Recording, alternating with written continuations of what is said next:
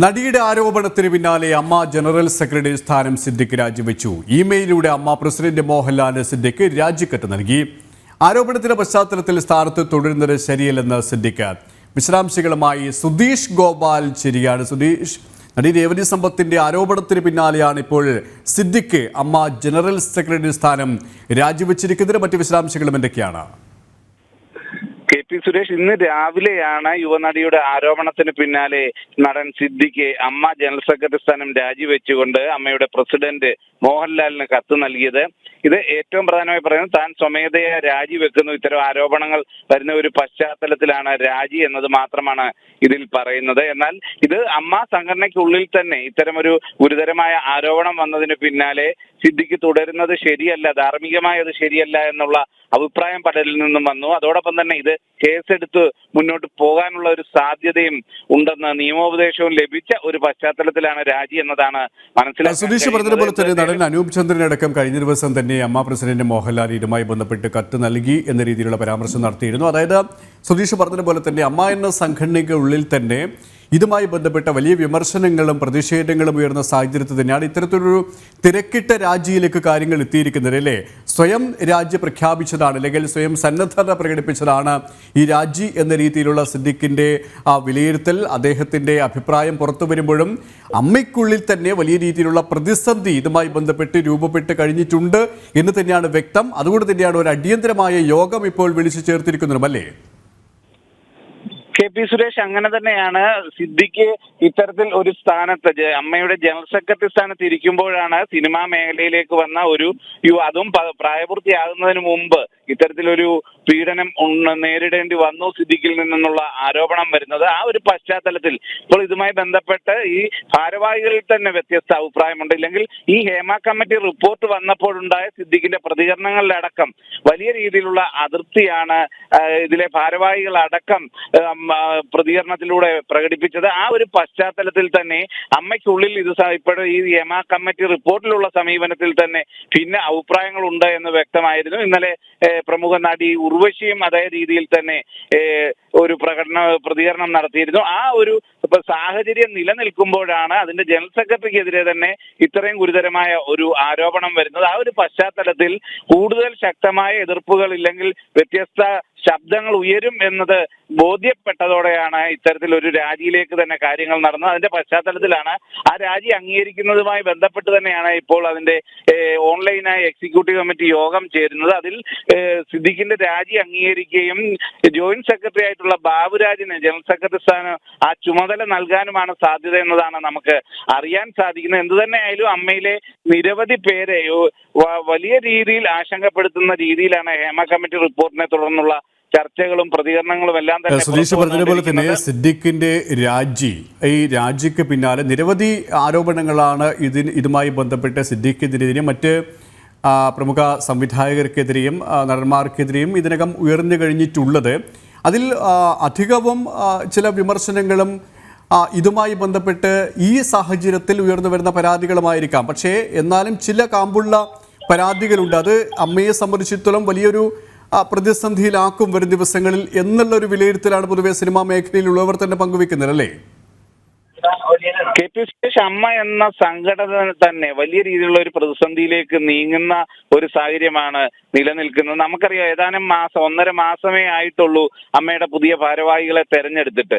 അതിൽ തന്നെ വലിയ വിമർശനം ഉയരുന്നത് 2019 തന്നെ സിദ്ദിഖിനെതിരെ ഇത്തരമൊരു ഗുരുതര ആരോപണം നിലനിൽക്കെയാണ് സിദ്ദിഖിനെ ജനറൽ സെക്രട്ടറി സ്ഥാനത്തേക്ക് തെരഞ്ഞെടുത്തത്. അത് തന്നെ അമ്മയുടെ വലിയ ഒരു പാളിച്ചയാണ് എന്ന വിമർശനങ്ങൾ പോലും ഉയരുന്ന ഒരു സാഹചര്യമാണ് നിലനിൽക്കുന്നത്. ഇത് അമ്മയിലെ ഒരു ആഭ്യന്തര പ്രശ്നമായി തന്നെ മാറിയിരിക്കുന്നു.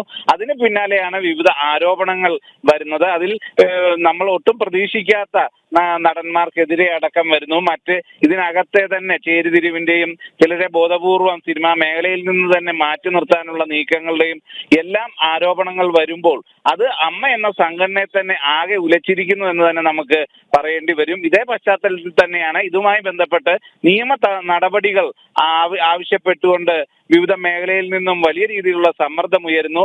ആ രീതിയിൽ ഹേമ കമ്മിറ്റി റിപ്പോർട്ടിന്റെ അടിസ്ഥാനത്തിൽ നിഷ്പക്ഷമായ ഒരു നിയമ നടപടിയിലേക്ക് കാര്യങ്ങൾ നീങ്ങിയാൽ അത് കൂടുതൽ പ്രശ്നങ്ങളിലേക്കും പ്രതിസന്ധിയിലേക്കും അമ്മയെ എത്തിക്കുമെന്ന കാര്യത്തിലും സംശയമില്ല. അത്തരം ആശങ്ക അമ്മയിലുള്ളവർക്ക് തന്നെ ഇപ്പോൾ നിലനിൽക്കുന്നു എന്നതാണ് സുധീഷ്. ഇവിടെ ഏറ്റവും പ്രധാനപ്പെട്ട ഒരു സാഹചര്യം എന്നത് ഇത്തരത്തിൽ നിരവധി ആരോപണങ്ങൾ ഉയർന്നു വരുന്നുണ്ട്. കഴിഞ്ഞ ദിവസം ശ്രീലത നമ്പൂതിരി, പ്രമുഖ നടി, മാധ്യമങ്ങളോട് വ്യക്തമാക്കിയൊരു കാര്യം, ഇത്തരത്തിൽ ആർക്കും ആരോപണങ്ങൾ ഉന്നയിക്കാം, അത് തെളിവുകൾ വേണം, അല്ലെങ്കിൽ തെളിയിക്കപ്പെടേണ്ട ഒരു വസ്തുതയാണ്.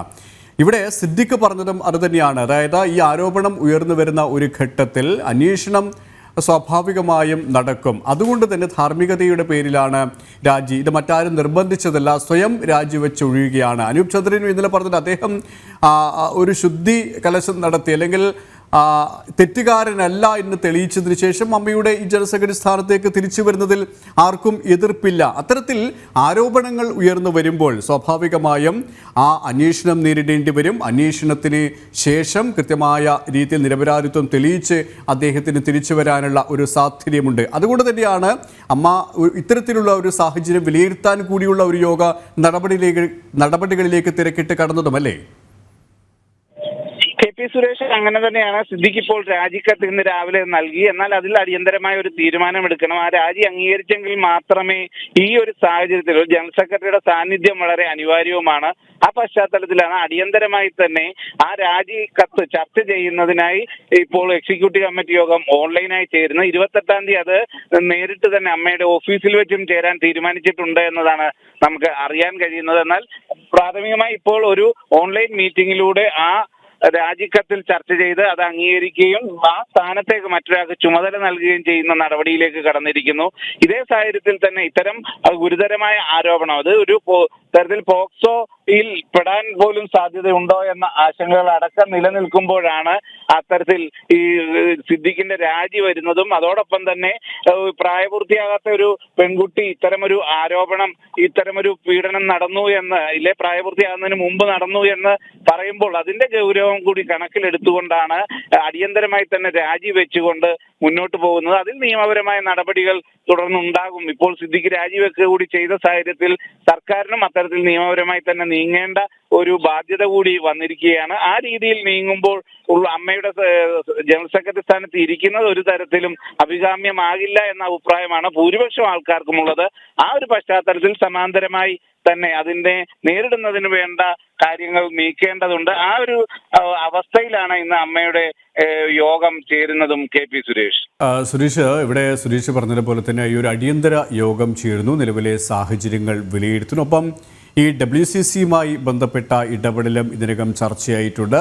WCCയിലെ ഒരു പ്രമുഖ നടി, ആ നടി ഇത്തരം ആരോപണ വിധേയർക്ക് എല്ലാവിധ പിന്തുണയും നൽകിയിരുന്നു. അതുകൊണ്ട് തന്നെ സിനിമയിൽ നിന്ന് മാറ്റി നിർത്തുന്ന ഒരു സാഹചര്യം ഉണ്ടായിരുന്നില്ല. പക്ഷേ വിമർശനം ഉന്നയിച്ചവരെ മാറ്റി നിർത്തിയിട്ടുണ്ട്. 9ഓളം സിനിമകളിൽ നിന്ന് തന്നെ മാറ്റി നിർത്തിയതായി ശ്വേതാ മേനോനടക്കം ഇന്നലെ സൂചിപ്പിക്കുകയുണ്ടായി. അതായത് വരും ദിവസങ്ങളിൽ സിനിമാ മേഖല ഈ ഒരു വിഷയവുമായി ബന്ധപ്പെട്ട് അത്രത്തോളം ആരോപണ പ്രത്യാരോപണങ്ങളിലേക്കും കലുഷിതമായ ഒരു സാഹചര്യത്തിലേക്കും പോകാൻ തന്നെയാണ് സാധ്യത, അല്ലേ? കെ.പി. സുരേഷ് അങ്ങനെ തന്നെയാണ്. ഒരു തരത്തിൽ പറഞ്ഞാൽ തിലകൻ തുടങ്ങി വെച്ച, ഇല്ലെങ്കിൽ സുകുമാരനും തിലകനും ഒക്കെ തുടങ്ങി വെച്ച ആ ഒരു പ്രതികരണങ്ങൾ, അതിന്റെ തുടർച്ച ഏറ്റവും ശക്തമായി ഇപ്പോൾ വന്നുകൊണ്ടിരിക്കുകയാണ്. അതിൽ അമ്മയെന്ന സംഘടനയിലെ ഇത്തരത്തിലുള്ള ഇടപെടലുകളും ഇല്ലെങ്കിൽ ഇത്തരത്തിലുള്ള കുതികാല് വെട്ടുകളെ എല്ലാം സംബന്ധിച്ചുള്ള വലിയ വലിയ ഒരു കൂട്ടം ആൾക്കാരുടെ ഭാഗത്തു നിന്ന് ഉണ്ടായിക്കൊണ്ടിരിക്കുന്ന ഒരു സാഹചര്യം തന്നെയാണ് നിലനിൽക്കുന്നത്. അത് അമ്മയെ ആകെ തന്നെ പ്രതിസന്ധിയിലാക്കുകയും ചെയ്തിരിക്കുന്നു. ഈ ഒരു പശ്ചാത്തലത്തിൽ ഇതിന് എല്ലാം ഒരു തിരുത്തൽ ഉണ്ടാവണമെന്ന ആവശ്യം തന്നെയാണ് പൊതുവെ എല്ലാവരും തന്നെ പറയുന്നത്. ഇനിയും മുന്നോട്ടുള്ള ഒരു യാത്രയിലെങ്കിലും സുഗമമായ ഒരു യാത്രയാവുന്നതിന് വേണ്ടുന്ന തിരുത്തലുകൾ, ശുദ്ധീകരണങ്ങൾ അമ്മയിൽ ഉണ്ടാകണമെന്ന് അഭിപ്രായപ്പെടുന്നു. അതോടൊപ്പം തന്നെ സിനിമാ മേഖല മൊത്തത്തിൽ തന്നെ ആ ഒരു ശുദ്ധീകരണം ഉണ്ടാവണമെന്ന ആവശ്യം തന്നെ ഉയരുന്നു. അതിന്റെ പശ്ചാത്തലത്തിൽ തന്നെയാണ് പലരും ഹേമ കമ്മിറ്റിക്ക് മുമ്പിൽ ഇത്തരത്തിലുള്ള അനുഭവങ്ങളും എല്ലാം തന്നെ പങ്കുവെച്ചതെന്നതും പലരും പറഞ്ഞു കഴിഞ്ഞതാണ്. ആ രീതിയിൽ മൊത്തത്തിൽ മാറ്റങ്ങൾ വരുമ്പോൾ അതിൽ നിയമപരമായി എന്തൊക്കെ നടപടികൾ സർക്കാരിന്റെ ഭാഗത്തുനിന്ന് ഉണ്ടാവില്ലേ?